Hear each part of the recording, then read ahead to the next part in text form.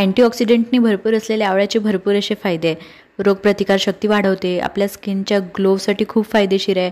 परत केसांसाठी तर आहे। रोज सकाळी अनावश्यकपोटी जर एक आवळा खाल्ला तर आपले पांढरे केस काळे होण्यास मदत होते, केसांना चमक येते आणि केसांची ग्रोथ सुद्धा खूप छान होते। तर अशाच ह्या बहुगुणी असलेल्या आवळ्याचा आज आपण मुरब्बा इथे बनवणार आहोत। तर आवळाचा मुरब्बा बनवणे अतिशय सोपी आहे, 10 ते 15 मिनिटांमध्ये बनवून तयार होतो आणि हा रसरशीत असा मुरब्बा वर्षभर खराब होत नाही। फक्त हवाबंद अशा काचेच्या बरणीमध्ये हा स्टोर करून ठेवायचा। तर चला आपण पटापट असा हा बहुगुणी आवळ्याचा मुरब्बा कसा बनवायचा ते बघूयात। तर इथे मी 1 पाव एवढे आवळे घेतलेत।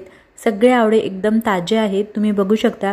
जरा सुद्धा कुठे असे आवळे मऊ पडलेले नाही किंवा पिवळे पडलेले नाही आहेत, खराब वगैरे हे आवळे नाही आहेत। एकदम स्वच्छ आपल्याला चांगल्या क्वालिटीचे आवळे घ्यायचेत।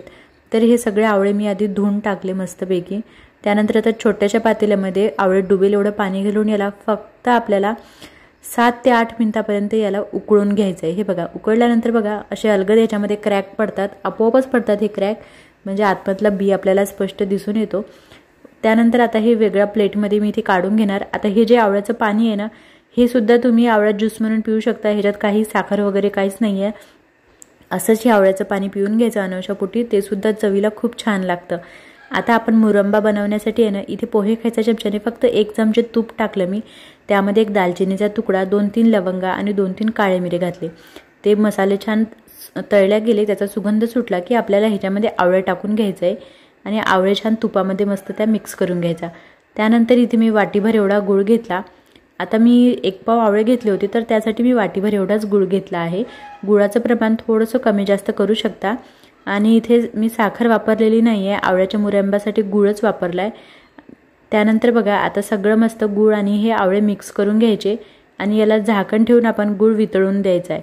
इथे बघा याच्यातला गूळ पूर्ण मेल्ट झाला आहे। आता छान एकदम मस्त खालून वर पैक करत असं ह्याला छान मिक्स करून घ्यायचं।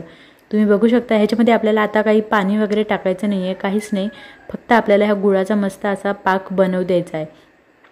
त्यानंतर ह्याला आता ओपन पॅनमध्येच आपण उकळून घेणार आहे। तर इथे मी आहे ना थोडीशी वेलची पावडर टाकली, 1 चमचाभर एवढं काळं मीठ टाकलं। त्यानंतर पाव चमचा एवढी आपल्याला याच्यामध्ये जायफळीची पावडर टाकायची आहे आणि सगळे जिन्नस मस्त मिक्स करून घ्यायचे आणि ह्याला लो गॅसवर असंच ओपन म्हणजे झाकण न ठेवता आता ह्या गुळाचा छान पाक आपल्याला तयार होऊ द्यायचा आहे। तुम्ही बघू शकता गुळाचा पाक तयार होत चाललाय आता आणि हा पाक तयार होण्यासाठी जास्त वेळ लागत नाही, 10 मिनिटांमध्ये हा पाक मस्तपैकी बनून तयार होतो। आता हा मुरब्बा बघा तयार झालेला कसा ओळखायचा, तर हा बघा ह्याने चमच्याने मी इथं थेंब टाकत आहे याच्यामध्ये, तर शेवटच्या थेंबाला तार येत आहे। एवढी तार येईपर्यंत आपल्याला हा मुरब्बा उकळून घ्यायचा आहे। किंवा असंही नाही समजलं तर तुम्ही असं बोटाच्या मध्ये ह्याच्यातला थोडासा पाक घेऊन बघायचा, असा त्याला तार सुटायला लागले की समजायचं आपला मुरब्बा तयार आहे। आता हा मुरब्बा बघा मस्तपैकी ह्याला पाक तयार झालेला आहे। सगळे आवळे मी त्यामध्ये बुडवून घेतले आणि आता गॅस बंद केली आहे। आता काय करायचं आपल्याला, ह्या जो मुरब्बा आहे ना हा छान अर्धा तासपर्यंत आपल्याला थंड होऊ द्यायचा।